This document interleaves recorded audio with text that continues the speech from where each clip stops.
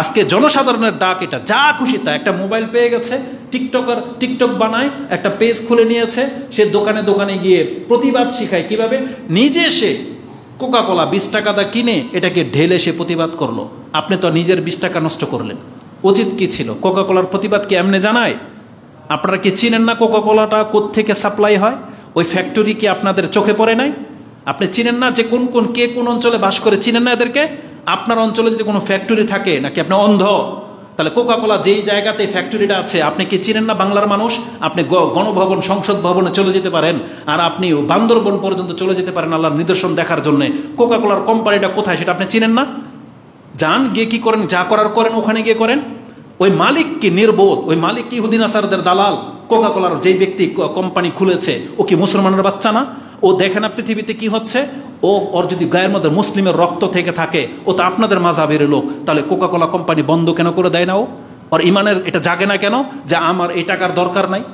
আমরা তো সৌদি আরবে প্রকাশ্য দেখেছি, ডেনমার্কে যখন রাসূল ইসলামকে ব্যঙ্গচিত্র অঙ্কন করলো, আমাদের ইসলামিক কালচারাল সেন্টারের দৃশ্য যেটা আমরা দেখেছি, এক সৌদি, সে ওই যে একটা জুস আছে যেটা সানটপ ডেনমার্কের ছিল, এনে জানতো না, বা হয়তো জানতো, ভালো একটা ব্র্যান্ড, সেজন্য খাওয়াইতো।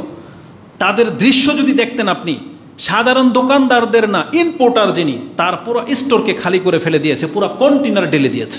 ব্যস্তাম না আমি, এটা না ইমান? আমরা তো এটা সচক্ষে দেখি, আপনাদের চোখে পড়ে না? তাহলে আপনার বাংলাদেশের মুসলিমরা যারা কোকা কোলার বিজনেস ডিলার, ওরা এটাকে বন্ধ কেন করে না? আর না পারলে আপনি দোকানদারকে কেন গিয়ে ওই ইম্পোর্টারকে ধরেন, সাপ্লাইদেরকে ধরেন। এটাকে প্রতিবাদ বলে? যা আপনি নিজের টাকা দিয়ে কিনে নিজের টাকায় নষ্ট করবেন, কেন এটা করবেন আপনি? আবার আরেকটা নির্বোধ, কি বলবো এদেরকে, কোকা কোলার প্রতিবাদ জানাইতে গিয়া সে ওই যে দেশীয় পণ্য যেটা, ওটার প্রমোট করতেছে, যে ওই যে আকিস কোম্পানির, বীরের কোম্পানির কি ওই যে মৌজু, তারপরে ফ্রেশ কোম্পানির যেটা আছে ফ্রেশ কোলা, এটার বদলে এটা খান। খাইতে হবে কেন? বয়কট করেন এগুলোকে। কারণ এরাও তো ইসলামের অনেক সময় নাজায়েজ কাজে লিপ্ত হয়, এরাও তো প্রমোট করে, গান বাজনার টাকা দেয়, নায়ক নায়িকাদেরকে তো এরা, প্লেয়ারদেরকে তো এরা চালায়। তাহলে শুধু খালি ইহুদি নাসারায় দোষ করলে দোষ, আপনার দোষ করলে দোষ না? যারা ইসলামের খেলাফ যাবে তাদেরটাই তো বয়কট করা উচিত ছিল। তার মানে বলবেন তাহলে আমরা খাবো কি? দুঃখ লাগে কি জানেন, যখনই কোনো কাফেরদের কোনো আচরণে বয়কটের ডাক আসে, যে প্রোডাক্টের ছবিগুলো দেওয়া হয়, আশ্চর্য লাগে। তাহলে আমরা মুসলিমরা ফ্রি ফায়ার, পাবজি, ক্রিকেট খেলা ছাড়া আর জীবনে করলাম বা কি? এগুলো সব যদি ইহুদি নাসারাদের প্রোডাক্ট হয়, তাহলে আমাদের মুসলমানরা কি করে? আপনি কি করবেন বলেন? আপনার জীবন মাথা থেকে পা পর্যন্ত যা ব্যবহার করেন আর যার খান, সবই ইহুদি নাসারাদের বানানো, সবই। তাহলে এটাকে যখন প্রতিবাদের আসে, তখন কেন মাথায় আসে তার বিকল্প কেন আমাদের মুসলিম রাষ্ট্রগুলোতে কোনো ব্যবস্থা নেয় না? কেন তারা শুধু খালি ইহুদি নাসারাদের উপরে ওই এই রং তামসার মধ্যে লিপ্ত?